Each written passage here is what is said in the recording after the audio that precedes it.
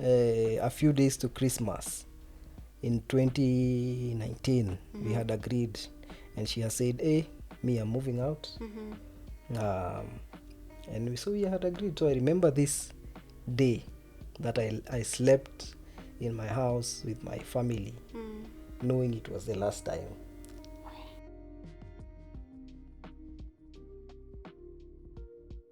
My dreams and his were not together. Oh, wow. His visions and my visions were not together. Okay. Yeah. So for me, I opted out. It didn't work.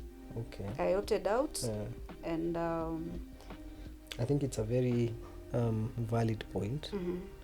One of the things that people take very lightly when they are getting into marriage, and that is why children should not get married. True. Is that there has to be shared values, and shared values, I mean, you have to be really inspired by each other's visions. Kitambo, it was very easy because the man was the provider, protector, he's the vision carrier, and the woman comes and supports this vision. But now we're in the 21st century. The girl is just as much educated, just as much sharp. She has her own vision. So as a lady, as you're getting into this relationship, my take is you should see your guy's vision and see whether it's something that you'd be willing to stand with, and it's something that works with yours as well. And as a man, as you're getting into a relationship, you need to know this girl's vision. Where is she planning to go? So that you're not planning in different directions. Exactly. Direction. Just as you've said. Because as I listened to you, there was no violence. No. There was no problem. No. But you guys just pulled apart. I would say I think I was not ambitious, but I was ambitious to an extent that I felt tied. Yes. I wanted to fly. Yes. I wanted to fly, and I felt like at that time marriage was not a place where I would want to start. And I wish I knew that before I got into it. I wish someone had told me, don't get married yet. You can still have a good life. Yes. You can still have a good life. Because for me, I was running after, he was like a father figure to me now. And that's something I struggle with up to this day. Like you still, when you meet with a man, you for me, I'm not just seeing a man for a husband. I am looking for a covering. A leader. Exactly. And that is why the Bible says, when you leave your father and mother and be joined to your wife, a husband takes that place of your father. Naturally, and covers you. And that is what ladies most of the time are looking for. That father figure. That fatherly covering. Wow. Do you think it affects the way you make decisions concerning men? It used to. Okay. It used to, but now I am more... I've made mistakes. I've made my share of mistakes. I've made decisions that didn't necessarily favor me as well. But right now, I see it differently. I don't put so much expectation in someone. Because now I understand that everyone has their own a share of mistakes and share of messes, and we have to find a balance. We have to strike a balance. Expectation. What do you make of? I think it was Dr. Miles Monroe. We are going to be mentioning Dr. Miles Monroe a lot here, because he has impacted the way we see life in an amazing way. He used to say, the expectation you go into a relationship with could probably be, not could probably, he used to say, like, it will be the main reason for which you'll go apart. Exactly. Because he used to say, when you're going into a relationship, don't go with expectations like, what am I coming to get out of here? You should go into a relationship thinking, what am I bringing into this place? What am I giving into this place? Yeah. So do you think that is what has made some of the mistakes you're talking about? Yeah, some of the mistakes, or rather most of the mistakes, especially in relationships, is because I expected a lot. I expected someone to take the place of my father. Yeah. I expected someone to shower me with gifts that I was not showered with. I expected someone to love on me the way I was not loved on. And at some point, I think I pushed too hard. I became a judge, a judge in the relationships, and of course that pushes away people. Yeah, that pushes away people. And as much as you had good intentions, even when you are having these expectations, but it doesn't end well, because this person is human just as you are. So amazing. Amazing. I think at 23, where was I? At 23, I was just, I think, finishing college. I had done my accounting, started my life. I would say, I want us to bring this, we cannot finish our stories in this. It's a lot. It's a lot, So I want us to bring it to a close by just speaking about some of the life-changing experiences we've gone through. And I'm just thinking about at 27 is when I got married. Okay. And I keep laughing at how different we are. Because for me, I thought I had done everything right. Or else I tried to do everything right. And this just goes to show the people who are going to be listening to us that really it's good to do things the right way. It's good to follow protocol. But it's really, in the end, how your life turns out is really a product of your decisions. True. And also purely the grace of God. True. Purely the grace of God. So me, I think at 27 is when I got married. I was very intentional about it.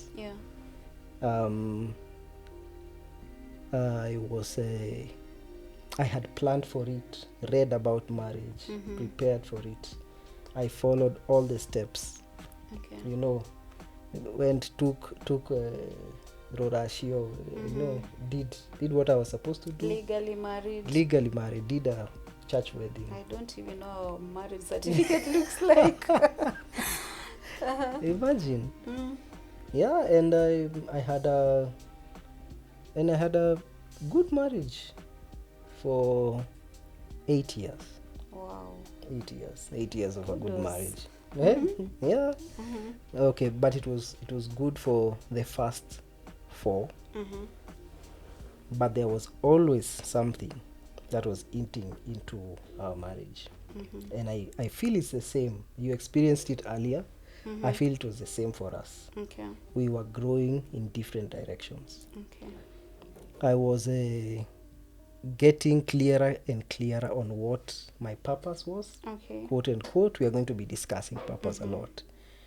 And I was feeling like I was more keen on making impact and touching lives. And as we said earlier, I had no balance. And so my wife then felt left out. Because I didn't consult most of the time. I did what I thought was right. And I honestly believe it was right for all of us. But because she didn't see things the way I saw them, we started growing apart. So she's growing in her career as a corporate person. I'm growing towards what I believe to be my purpose. And even though we are growing, we started out without much money, and we are growing now. We have a little money. We are growing in different directions. So we no longer have common interests. And I'm finding, I begin to find people out here who share interests with me, who seem to celebrate me more than she does. You know, and I feel like hanioni, you get, and that's why I really insist right now when I'm speaking to a younger person who is about to get into their marriage, I really insist on this shared values thing. Okay. Do you share values? Do you share a vision? Are you in the same? You don't have to be doing the same thing. Yeah. She could be an entrepreneur and you are maybe a pastor. But does she buy into your vision? Does she love what you do? Okay. And do you love what she does? Are you ready to release your church as a person who will be maybe serving in the church? Are you ready to release your wife on occasions because she'll have traveled to China to bring things for her to miss church? Or will you be the kind of person who says you have to be in church on Sunday and she wants to be an entrepreneur? Such things, they drive you apart. True. So I remember at some point, now this is a life-changing moment for me. I have grown, that time I had grown into serving in church. I'm being raised or trained to take even pastoral things. I did my accounts and I'm doing accounts in church. But I remember this time that came that we really were having, there was no good discussion in the house. Everything would turn into an argument. You know, and so I'd see people out here who celebrate me, and now these were my mistakes. I would enjoy their conversations more. I would enjoy being out there more. I focused on them. So I thought like, kama hauni support, weka kivyako, wacha nitafute watu wanani celebrate. And it went that way. So I remember, I'll be sharing this story more and more. But I just remember a few days to Christmas in 2019, we had agreed, and she has said, hey, me, I'm moving out. And so we had agreed. So I remember this day that I slept in my house with my family, knowing it was the last time. Knowing it was the very last time, like tough. We would be together like this. And we woke up the following day.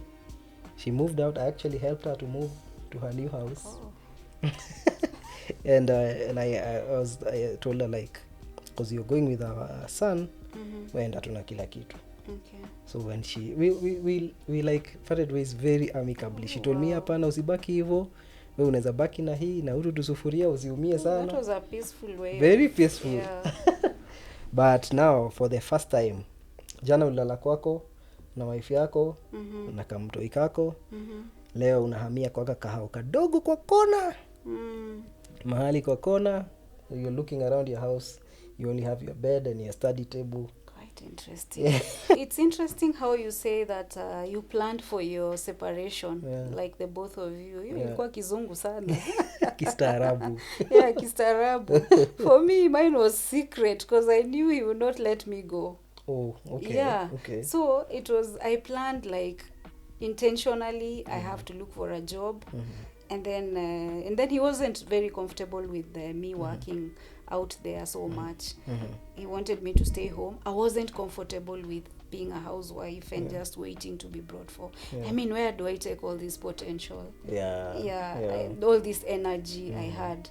So I planned to just move out and then nikalipa rent, nikafanya nini, nikaenda. And by the way, we even got back together. Later we got back together. Because the moment he knew where I was and all that, he came, we talked, we got back together, and then again I planned, I moved out. That is how it happened. It's really interesting. It's very interesting. But we are very good friends up to this day. I like we that. are very good friends. I like that. Friends with his son a lot. They talk a lot, they meet a lot, and no hard feelings. He moved on with his life, I moved on with mine. I like that. So that's how, now that is the day my life started going. Up until then, some guys used to call me Mr. Fix-It. Because I had lived a quote-unquote perfect life. Wow. Everything in order, nimeenda kole, nimeplania wedding, kila kitu, motaratara, kila kitu inaingia vizuri, katoto kamekuja. Maisha imepangwa. Mr. Fix-It. And that's how we met, by the way, you and I. At the time when I was separating with my husband is when I think your issues were starting. Because at that time now... That's not when we met. The first time. because I left to come to JCC. I left Winners Chapel to come to JCC because now I don't want to go to the same church with him when we are living separately. So that's the first time I came to JCC, and I think I found you playing drums. Yes. Yeah. That's how we started our friendship. That's when we met for the first time back then. Okay. And you even knew I was married, because I remember you were telling me, your husband used to drop you to church, and then I am not sure what to tell you, but anyway. Then I used to feel like a counselor. I had done everything right, and I thought I knew. Yeah. I thought I knew. So, long story short, I at the time when my wife then was leaving, I was also resigning from work. Okay. Because I had gotten clear about what I wanted to do, and I was starting a training company. So I'm just saying, there's this December in 2019 where one day I slept in my house. The following day, I slept in a small house in the corner of Nakuru. Alone. Then I was not reporting to work in a week, because I remember my resignation was to begin after 31st December. Okay. So I begin a new life, January. Bila wife, bila job, but my company was picking up. Okay. I did a few gigs, some team buildings here and there in January and February. Then March 2020, Mutahi Kagwe anasimama pale anatuambia first case of COVID has arrived, no gathering, things fall apart. Oh.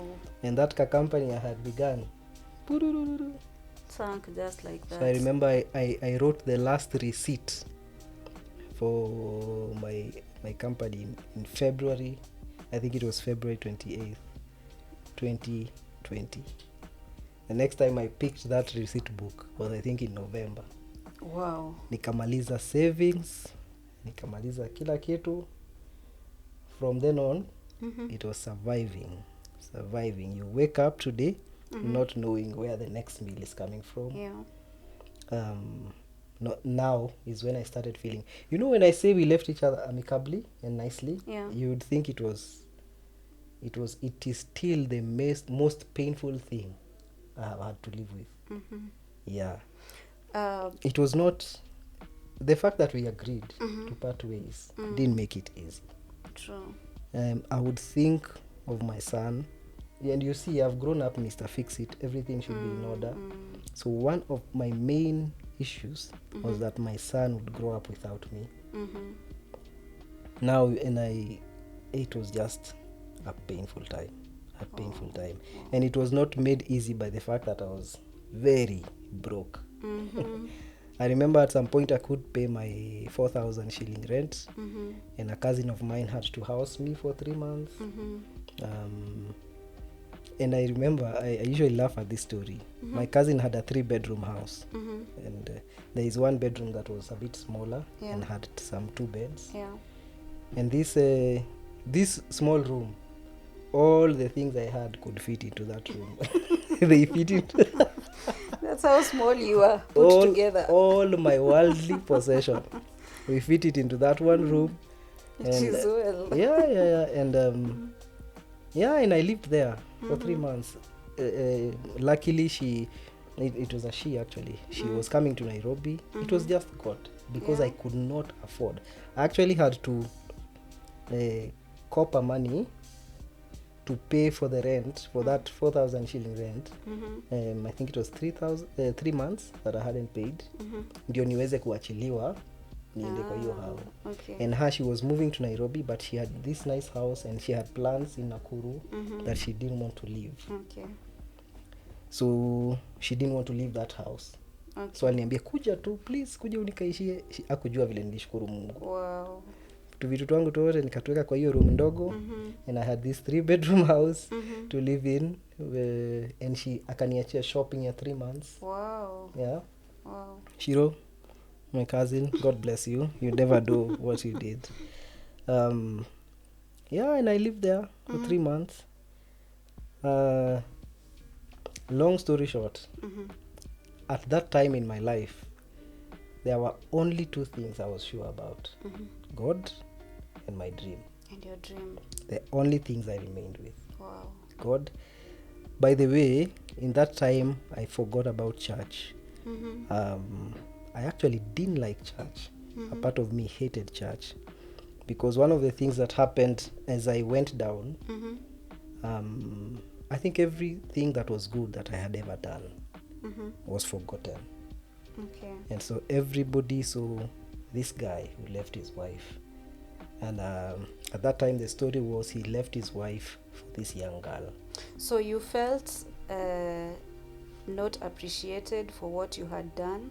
Yeah. You felt like your story, really, they saw the weaknesses. Yes. They did not see the positive side. Yes. They saw this. I had done a lot. I believe I had done something. The time I was there for 9 years. Okay. 9 years is a lot. It's a long time. It's a lot. But when I started crumbling, everybody, and that's why I told you, that is when I knew the power of family. Yes. Because everybody, unajua ujimoto, everybody jumped kando kama ujimoto, you know?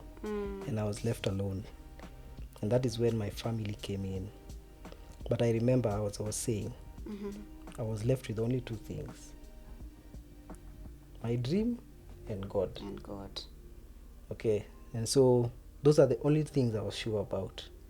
And those are the most important things. Yes. Because if you're in a relationship with God, first of all, and then now you know your dream or your purpose in life, then you can always rewrite your story over. You can always start over and put the words you want to be in your story again. And you cannot delete the past, but you can always rewrite a new story, a new chapter. So then that time we were talking a lot with you. You were in Nairobi then. I was in Nakuru. Yes. So I remember this day you guys called me and you told me we have this opportunity in Nairobi. Would you like to come? And the opportunity was to come and be a caretaker in an apartment that you guys were managing. And I remember sitting in my house and thinking I was living in another small, very small, 4,000 shilling house that I couldn't pay for. Like I used to struggle. I would hustle here, hustle there, get food here, that I was really struggling to pay for. And I remember when you guys called me, I thought I'm going to have a small salary. I'm going to be living in a better house because the bed sitter I was given for being caretaker of that apartment was way bigger than what I was living in. And I'm going to have free Wi-Fi. I knew what free Wi-Fi would give me is an access, to there was a group I had begun volunteering with. And I'd be able to volunteer better and I'd be able to learn. And I remember coming to Nairobi April 2022. I began my job as caretaker. But I had free Wi-Fi. And with this free Wi-Fi, the people I was volunteering with said, man, we love what you do. We love how you help us. And they took me through a coaching certification. Fast forward, I am here today, living my dream life. Wow. Doing what I love. We said all that just to say it's not been living my dream life didn't just come. And there is so much that I've skipped in the middle that I believe we'll be sharing as we go along. And I just want to hear from you, like how you got where you are now, even as we conclude today's session. So I remember you came to Nairobi, and then we started talking about we need to do something, because I remember even back in Nakuru, there's a time I had contacted you, and I went through your Facebook and I could see purpose, and that is what I'm passionate about, purpose and leadership. And I felt like I should join hands with Charis and maybe start something. So this time when you come to Nairobi, and we started having sittings. We started having sittings and planning for something, that we should do something, and we should join hands in this purpose journey together. And I think for me, finding, it's been a journey.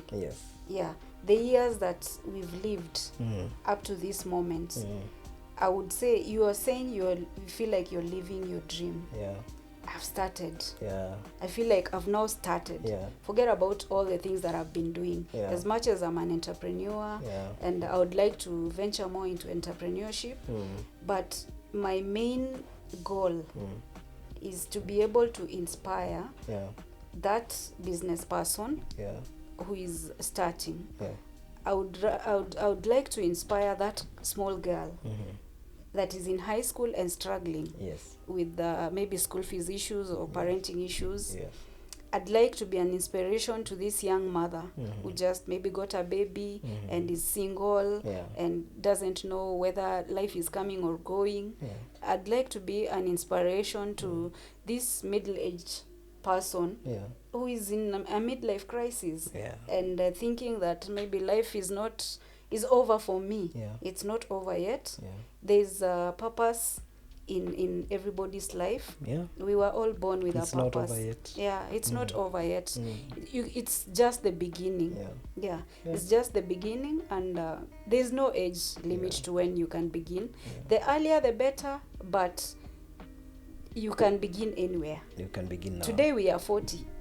Seated here, and we feel like the journey has just begun. They say life begins at 40. It's true. It has just life begins at 40. So I'll let you give us a conclusion. I love all those people you mentioned. I'd love to be an encouragement to that man who has failed. Failure, you are not failure. You have failed. It's just a season in life.